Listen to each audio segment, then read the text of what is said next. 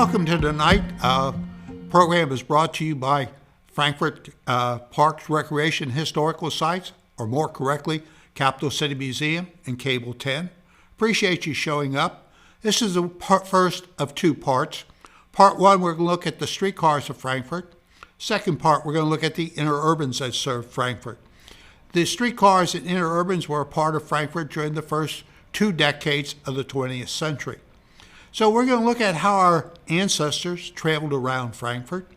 The streetcars and the interurbans made a whole lot of difference in Frankfort about how we traveled, where the capital got located, the new capital got located, and other things.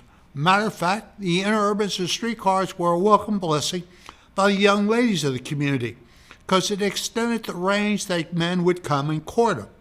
Generally, a man would not walk over a mile to visit a lady. This is a walking society. We don't travel by horse and buggy. That's only the rich people. So you can travel farther by a streetcar or by an interurban. So here we go. We're going to first talk about those cities in Kentucky that had horse cars and trolleys to show you where Frankfort rested in this. Ashland, system went in 1890, closed in 1927. Barberville opened in 1890, closed in 1919. This was a horse car operation. Bowling Green opened in 1889, closed in 1921. Georgetown opened in 1890, closed in 1934. Henderson, 1887 to 1923. Lexington, 1882 to 1938. Louisville, 1844 to 1948. Maysville, 1883 to 1937. Middlesbrough, 1891 to 1893. This was a battery-operated streetcar. Newport-Covington, 1867 to 1950. Owensboro, 1887 to 1934. Paducah, 1872 to 1932.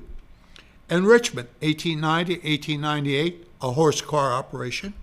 Somerset, 1907 to 1925. Winchester, 1894 to 1922. So I think you get a feel of when these operations were within Kentucky, and basically this is when streetcar operations took place within the United States. Now, one thing I must mention is the 1892 Kentucky Separate Coach Act. This meant that on railroads you had to have a separate car for the African American community. This meant on streetcars and interurbans, the real compartment of the streetcar or interurban had to be reserved for the African American population. On streetcars, the line moved back and forth depending upon what line it was, streetcar line it was on, and the number of people on the car. The interurban lines, when we see that next presentation, it was a fixed seating. So Frankfort, our streetcar horse car operation, starts in 1884, runs to 1934. It starts off as a horse car line in 1886 and runs to 1894. Basically, it ties the riverboat landings to the train station in town and does a little circulation in downtown. It does not really extend out beyond that. In 1894, they electrify the line and extend it on out farther in the town.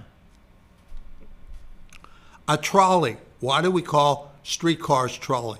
At the end of the pole that goes up and connects with the line, there's a circular disc that spins. It's called the trolley.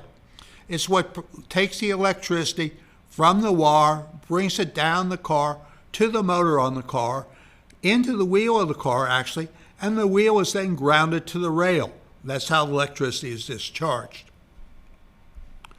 Trolley car, normally when we talk about that, it has one truck underneath it, 2 axles. Generally when we call something a streetcar, it has 2 trucks, 2 axles in the front and 2 axles in the back. This is not a hard and fast rule, but this is the general rule when we're talking about when we call something a trolley or a streetcar. All we ever had in Frankfort was streetcars. Now the Capital Railroad Company operates from 1886 to 1897. It is reorganized to the Frankfort Suburban Railroad. It then gets taken over by the Versailles and Frankfort Traction Company. This is the interurban company we'll talk about in our next presentation, which gets taken over by the Central Kentucky Traction Company in 1907, runs to 1911, was taken over by Kentucky Traction and Terminal Company. This is the big interurban company. It's part of the Sam Instell empire, part of Midwest Utilities. And if you're a historian of the Great Depression, Sam Instell and the Midwest Utility Corporation gets a great play by the New Deals as a bunch of bad guys, although they take them to court twice and are unable to prove that they're bad guys. But anyway, a view of Frankfort. We're looking up at the new Capitol. And then a view from Blanton, from Buttermilk Hill over into Frankfort, just to give you an idea of Frankfort, what it looks like. And here we go.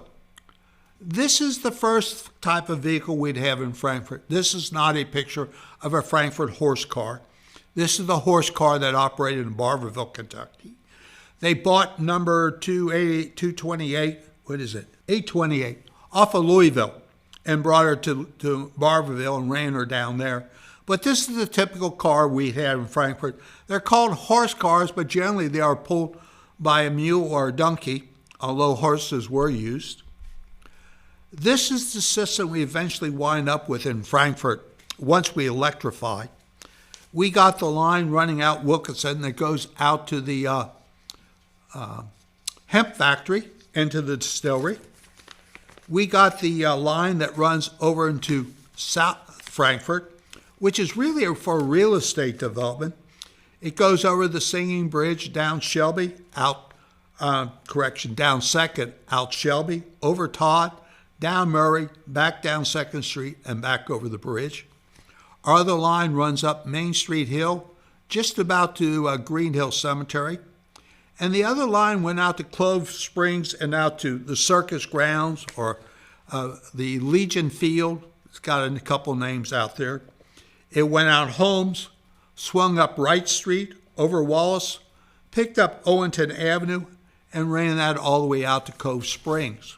So those were the four lines. There was supposed to be a line that was going to go over to Bell Point. It never got built. And this is the only lines we wound up having. Now, the car house was down on Wilkinson. There's a picture of the car house.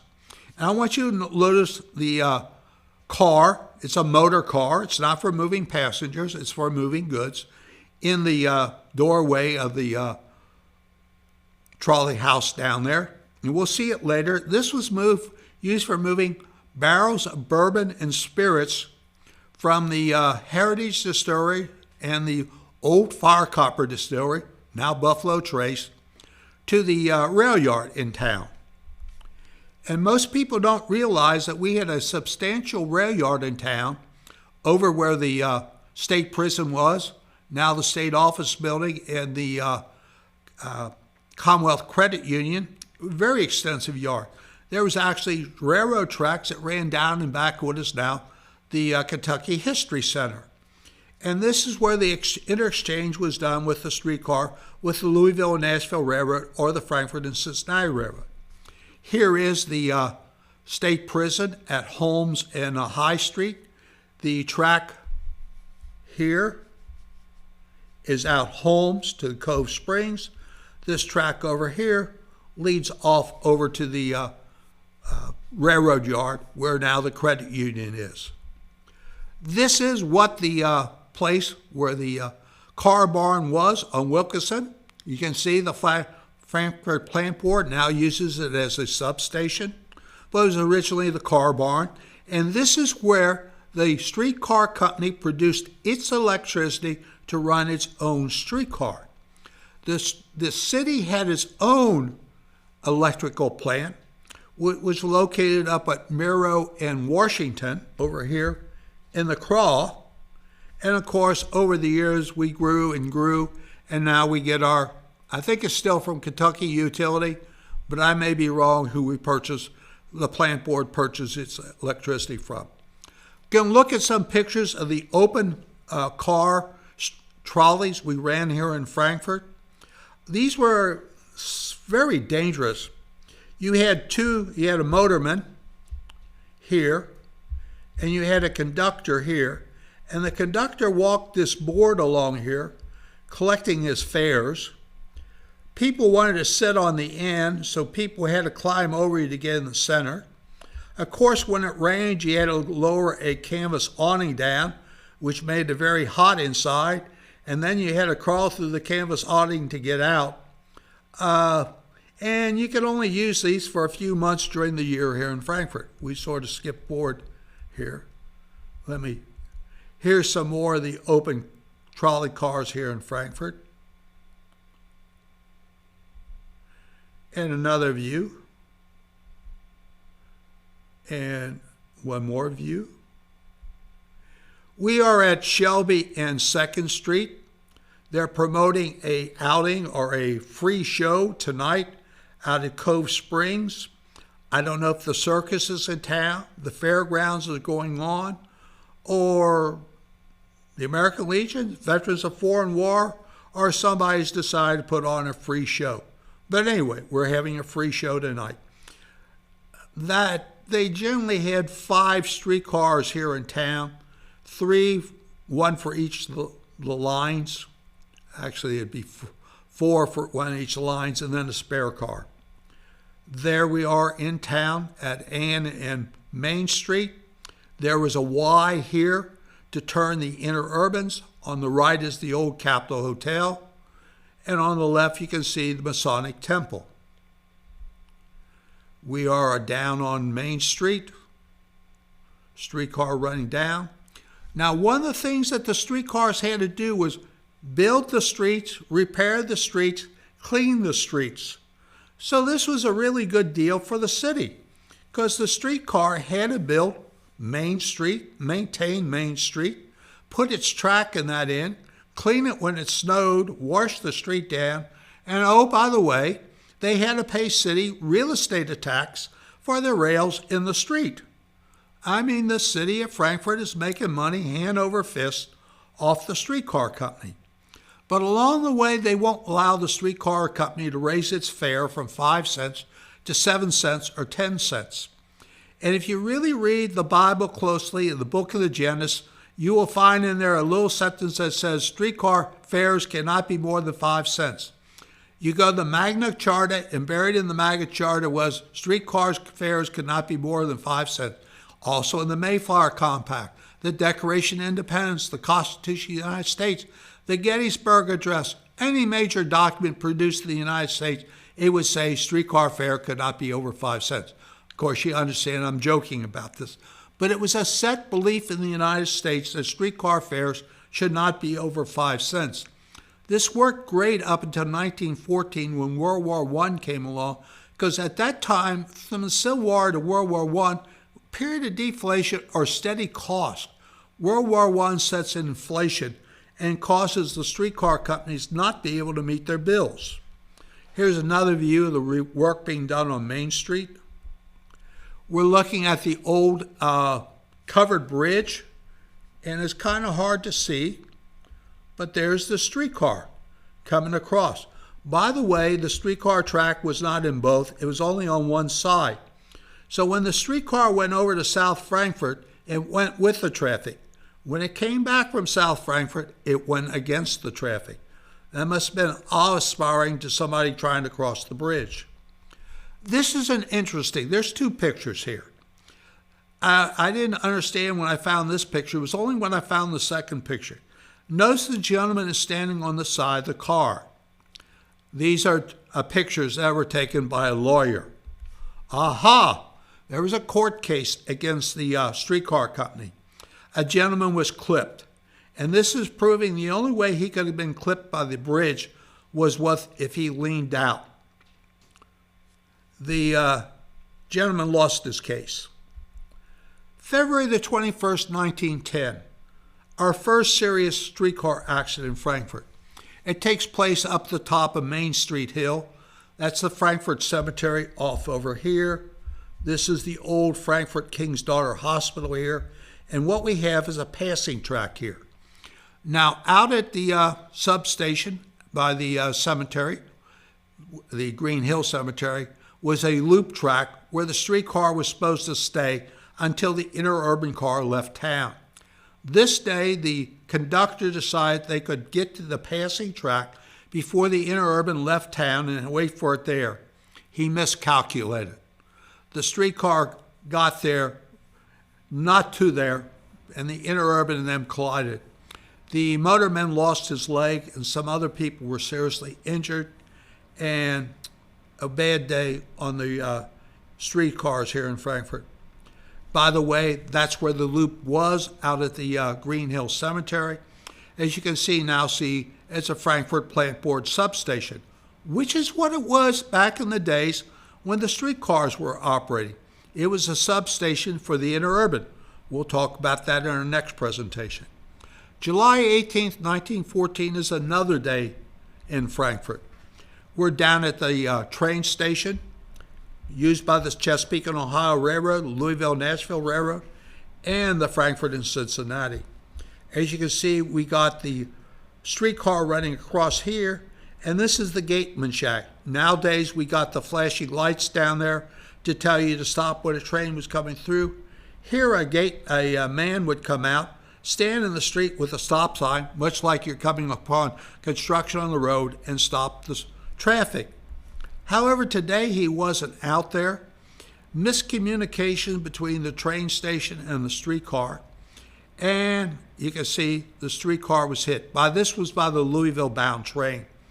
What had happened was the Lexington train was blocking the track. Generally, the Louisville train pulled before the Lexington train pulled, but this day the Lexington train pulled first, and then the Louisville train pulled. As the Louisville train starts through Ann Street, the streetcar operator got a head jump and was overturned. There is the bottom of the streetcar. You can see they've hooked the chain up to pull it away. Our other place where we went to with the streetcar was, of course, out to what's now Buffalo Trace Distillery. There is the streetcar coming into Buffalo Trace. It was a major source of revenue for the streetcar company up through 1920 because it's serving the hemp factory and serving the distillery. Of course, 1920 Prohibition comes in and hemp's made illegal, and the line is basically shut down. But here's some employees posing with the streetcar in the back. And there's that motor car I showed you earlier. Notice they're rolling barrels of bourbon on board. Pre-Prohibition, most spirits is sold in barrels. What bottling is done down on Main Street in Frankfort.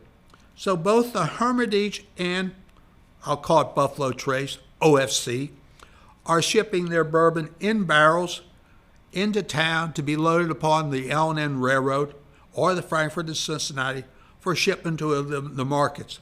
They are doing some bottling in bottles, but the greatest shipment is in barrels. Prohibition will change this, and after Prohibition, the tax system that's set up will change the bourbon industry from an industry shipping barrels of spirits to an industry shipping bottles of spirits. And there we are, old Fire Copper Distillery. No, it's not only for Catholics, it's old Fire Copper. Paul Sawyer even got in the act and did a painting of a streetcar in front of the trolley car, in front of the old Capitol Hotel here in town. This is, I talked about that 5 cents, and I need to come back and retouch it again. This is an ad run by the streetcar company trying to get their rate raised. They get it raised to 10 cents, and then the city cuts it back to 7 cents. It was 10 cents one way, 2 tokens for 15 cents. And then for some reason, City Council cut it back to 7 cents. And basically what the ad said that for a puppy, the guy could feed him for 5 cents. It was good. But as the dog get bigger and bigger, 5 cents worth of food would not do anything. And you notice that the little line above the dog says, dead as a doornail. Puppy, what happened to you? Dead as a doornail. They needed more money. Interestingly, when the streetcar company folds in 1934, a bus system is put in.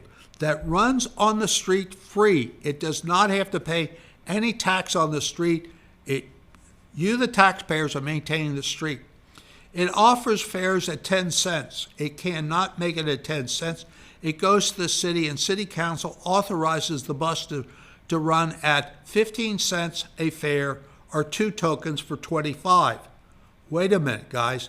If the bus company running on the street for free on rubber tires cannot make it at 10 cents, why did you expect the streetcar to do it at 5 cents, plus pay real estate tax? In 1923, I had Kentucky Traction Terminal. They've been in operation since back in 1910. They replaced the Frankfort streetcar fleet with 5 Brill safety cars. These are one-man cars. They're steel construction, curved steel, which add greater strength, don't need as much electricity to run, and they boast that within 5 years, these cars have paid for themselves. There's a picture of it, the single truck under 2 axles. It is a payee car. You pay as you enter, and you get off from the rear, so you give your money to the motorman. You don't need a conductor on board this. And we'll sit back here, the African Americans. And this is a movable thing here, depending upon your occupancy of the day.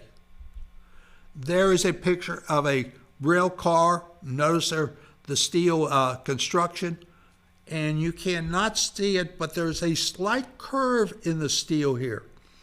And by putting that small little curve in, you can make the gauge of the steel smaller, but still maintain the strength. An inside view of the car, that is not the steering wheel, that's the brake. Remember, a streetcar and an interurban, just like a railroad, can only go where the tracks go. They can't dodge you, you got to get out of their way. There's a view towards the back of the car. They were very proud of the brake system. This is an electric brake. So when he puts the brake on, the brake shoe goes down and bonds with the rail and becomes a large magnet. Another view of one of these Brill cars. Ride, read, and rest when you ride on the car. We're at Ann and Main Street. There's another view. The problem is you can't say what car's in town, because when these cars need to be serviced, they run over to Lexington, to Loudon Street, where the car barn is. So there's a constant shuttle of the Brill cars that Kentucky Traction and Terminal owns from Lexington to Frankfort and back. Now, in 1934, as I said, the system shut down, except in Lexington, they had to keep it running a little longer. They declared bankrupt. I'm not sure what happened, but the workers go on strike. It's very funny. I think there was some shenanigans between the company and the union officials, because they go on a strike at 6 o'clock in the morning. At 8 o'clock in the morning, Kentucky Traction and Terminal is at the U.S. court in Lexington filing papers for bankruptcy and getting out of their franchise for having to operate the streetcar. It's granted by 8:30. When the workers find out about it, they say, "Oh, we didn't mean it. We'll go back to work. Sorry, it's too late." Everything's dissolved, with the exception of the streetcar lines in Lexington, which they got to keep operating for a few years until they're converted to buses and sold off to another company. There was very few pictures taken of these cars, and once the line folds, somebody comes to Lexington. We have no idea who this guy is, and he photographs the cars sitting over in Lexington at the car barn. Now, these will be sold to various people who will move them to the Kentucky River and use them as campgrounds, or to the Dix River. This was the street sweeper. This came over in Frankfort, and when there was snow, and brushed the snow off the street. You can see the sweeps here, and here's your arm there to move the snow away. Now, of course, one of the problems with this is you go and you clean the path down through town so your streetcars can run, and everybody with a horse and buggy or a Model T decides to get in the same lane again. And then they're mad that the streetcar isn't moving fast enough. Oh, wait a minute. Hey, the streetcar guys are the guys who plowed the street. Well, nobody thinks of it quite that way. They also had to water the street, wash it down. This is not from Frankfort. This is down in Henderson, but shows you what they would come around. You can see the pipe here, which would extend out to wash the street down. So the streetcar company is not only paying real estate tax on their rails, they are responsible for keeping the streets clean. Here's what happened to the two of the cars. They were out on Holmes Street as a diner. Correction, one of the cars. There's one of the tokens. We have this over at the Capital City Museum. We would love if anybody's got any other tokens of the streetcar or bus system here in Frankfort, or any pictures to bring them over. Beth Shields would love to add. The Kentucky Traction and Terminal did a large safety campaign. These are ink blotters. If you don't know what an ink blotter is, it means you're too young. When I went to school, we had a pen that we dipped in the ink well and we wrote with. When you wrote, the ink was still wet on the paper. You took a blotter, which was a sort of a piece of cardboard, press it down. You had to be careful, or otherwise you'd smear the ink to absorb the ink so that the ink on the paper would be dry. Now what we have here is a set of blotters. Unfortunately, I don't own these. I don't know what happened to them. A gentleman in town had them, and he since moved, and I hope they didn't get destroyed by his heirs of that. But it's a whole set of these cards saying, be careful around the streetcar. Here's the kid not paying attention, running in front of the streetcar. The streetcars cannot stop fast. It's steel wheels on steel rail. They slide. Even with a magnetic brake, they slide. So if they go and stop, they're going to just slide. They can't stop fast. Here again, a child's been hit by the streetcar. Who's to blame? Everybody blames the poor motorman, but he's trying to stop the streetcar as fast as he can. He just can't do it. Another one, the horse has gotten in front of it. The gentleman's been scared. Who's to blame? The kid hopped the ride, jumped off, not paying attention, runs in front of the streetcar. Another casualty.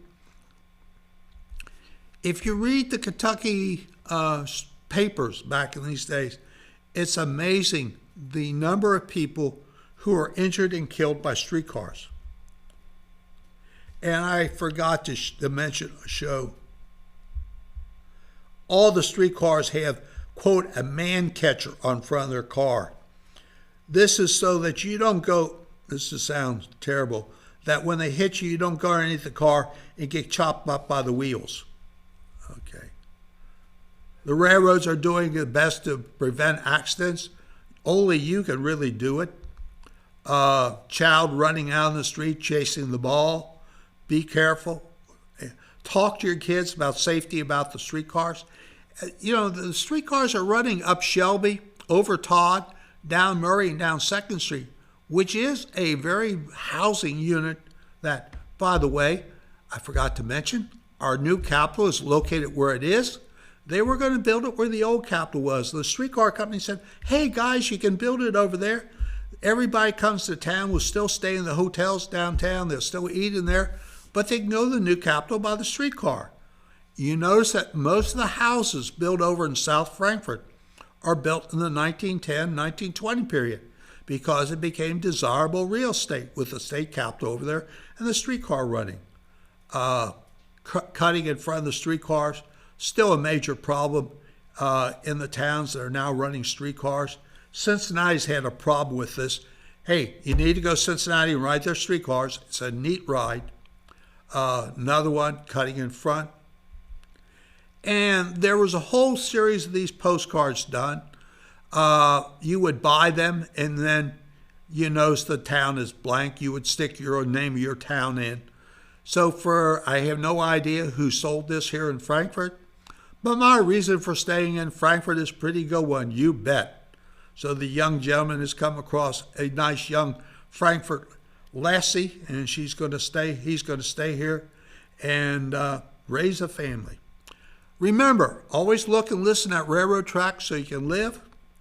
And my book on Frankfort streetcars and railroads is for sale at the Capital City Museum in Port Richards. And see you trackside standing in the clear. Hope you enjoyed this, a look at Frankfort streetcars. And just think of how mobile it was in those days.